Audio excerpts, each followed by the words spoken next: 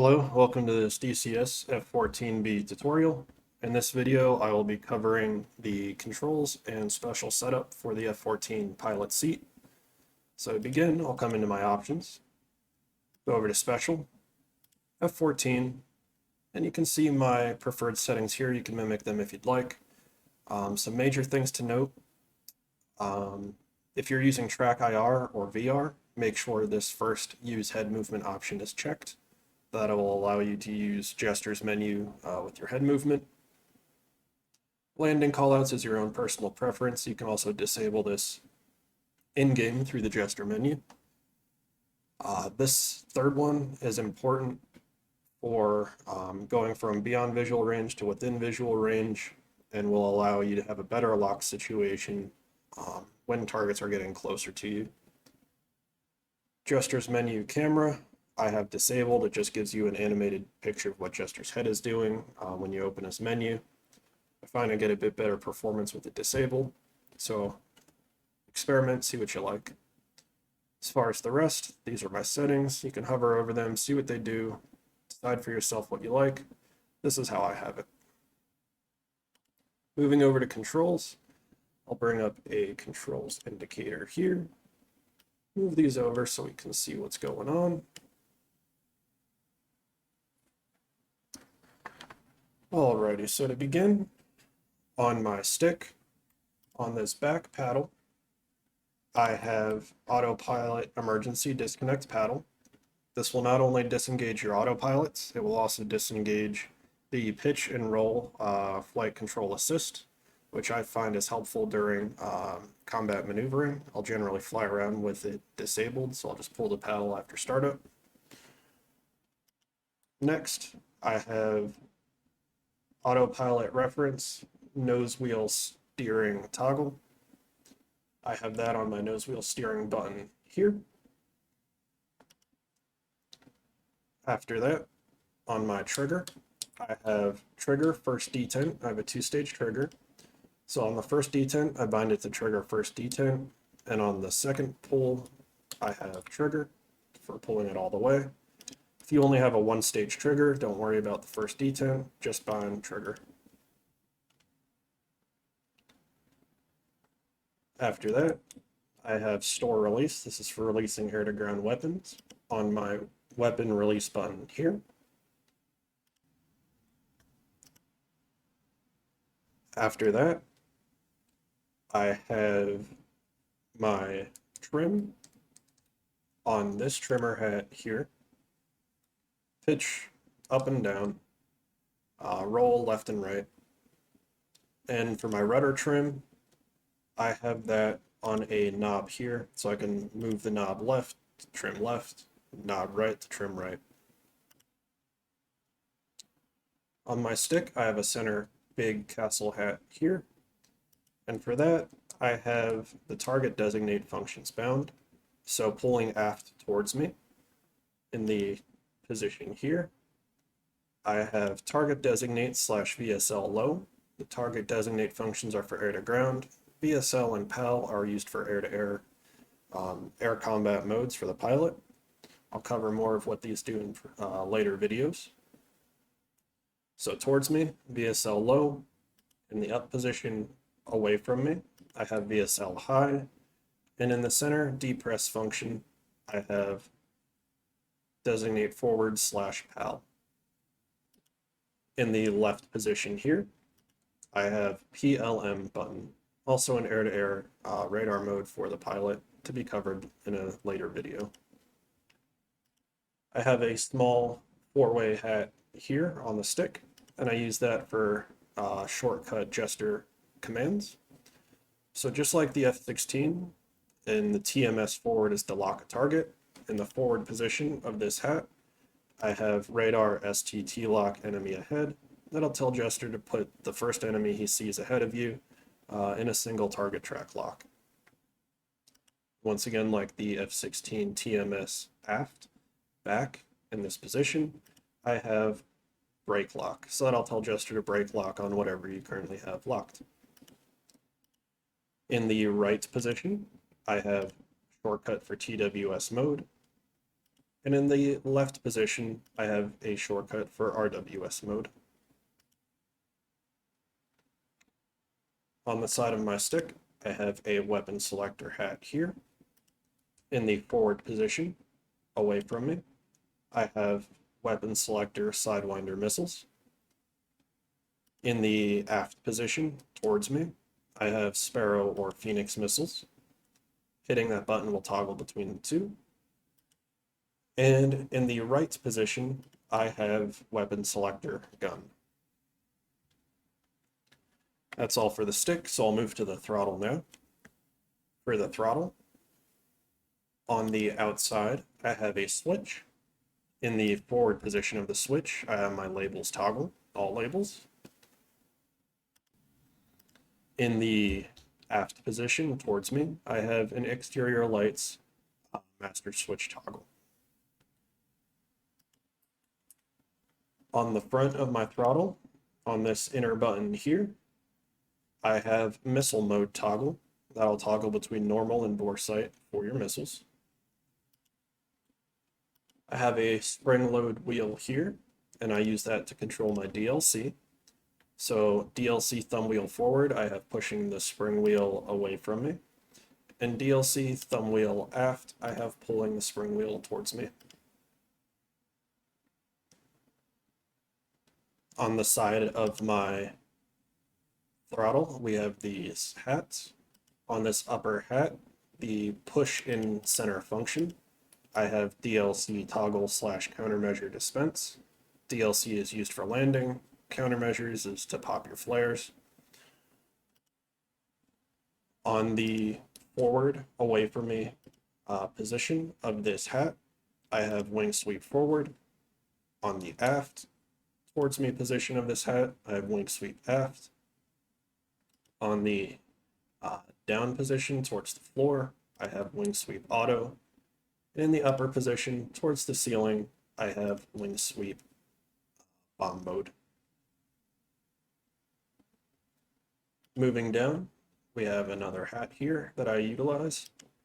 Pushing in on the center of this hat, I have as my gesture button the toggle menu keybind.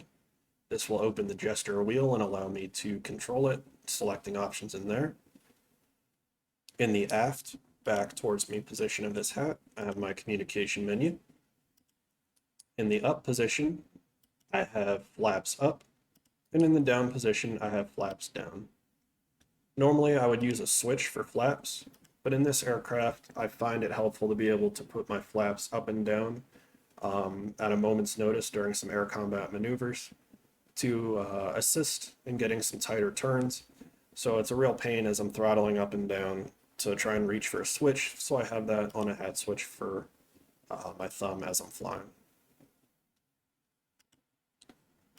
Moving below that, we have my speed brake. So forward, speed brake retract, and aft, speed brake extend.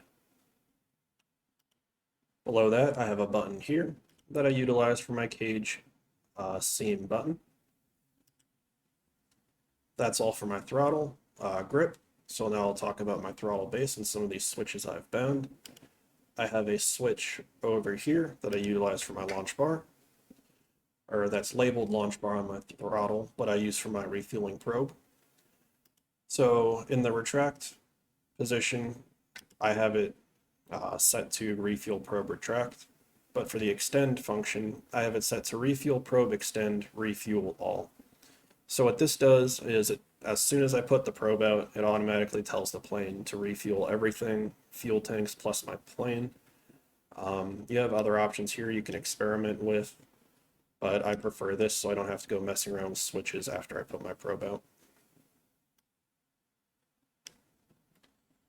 Next over, I have a hook switch, which I have for my hook extend and retract, used for the hook for carrier landings.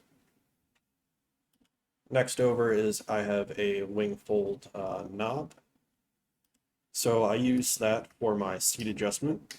So in the up position, I have seat adjustment up, nothing for the middle, and in the far right position, I have seat adjustment down. Next over, I have a switch for my landing gear. So I have that bound to gears down and gears up. From there, parking brake. On parking brake, pull and stow. As I said earlier, I have nothing on my flap switch here. Moving down, I have a red button. I do utilize that button for my eject.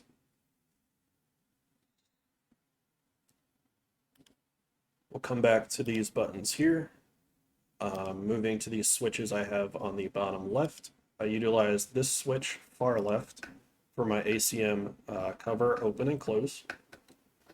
And this next switch in, as with all my aircraft, I use for my views for my map or getting back in my plane. So forward, F1 cockpit view, aft, F10 theater map view. I have a little button up here. I utilize that for getting a new plane or respawning. I have a switch here that I use for my master arm. So in the forward position, I have master arm on and cover open. This will open the safety cover and arm the plane. Middle position, I have master arm off and close cover. So turn master arm off and close the safety cover. And in the aft back position, I have it bound to my rearming and refueling window, so I don't have to go through the communication ground crew menu. Next to that, I have a button that I utilize for my emergency jettison switch. Below that, I have two knobs. I don't have anything assigned to the rotation of the knobs, but these have a push-down function. On the leftmost knob that I use as a button, the push-down I have assigned to toggling auto throttle. Then on the middle knob here, I have the push-down function assigned to QTY select external else feed. This will allow us, when pushing down this button, toggle our fuel display readout from our plane to our external tanks. So we can press and hold the button, see how much fuel is in our external tanks. When they're empty, drop them, release the button, and it will display our plane fuel. As I mentioned earlier, I have my trim, rudder left and right on this last knob, left and right, but I don't have anything on the push down for that one. If you have some buttons available, some really nice to haves that I have on my air to ground and air to air are for air to ground, wing sweep, our emergency wing sweep handle cover open, else close. This will toggle the hydraulic wing sweep lever cover. And on the air to air button, I have master reset. So when you close the cover and you hit the master reset, it will put the plane back into plane controlled wing sweep rather than the manual hydraulic mode. That covers everything for the buttons. Let's move to axis. As always, pitch and roll on my stick, pitch forward and back, roll left and right. I personally utilize a 0 dead zone and a curve of 10 on both my pitch and roll. For my rudders, I have a dead zone of 5, so when I rest my feet on them, I'm not accidentally pushing them, and a curve of 25 for some finer tune control in the center. I have a split throttle, so I bind left throttle and right throttle. If you have a single, just bind throttle to both. Wheel brakes left and right, because my rudder pedals have wheel brake functions. One thing to note, if you assign wheel brakes to an axis, make sure when you push them and let go in the non-pushed position, it's showing left.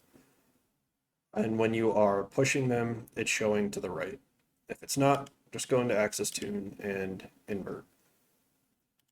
No curve on wheel brakes or your throttles, as always with all planes.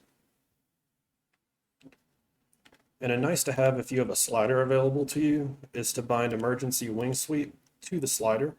I have it on this slider here. This will allow you to move the emergency wing sweep hydraulic lever with the slider rather than having to click and drag it with your mouse. So it's useful if you have to do it in an emergency fashion without taking your hands off your stick or throttle. All right, that covers everything for keybinds and special setup. I hope that helped. Thanks for watching.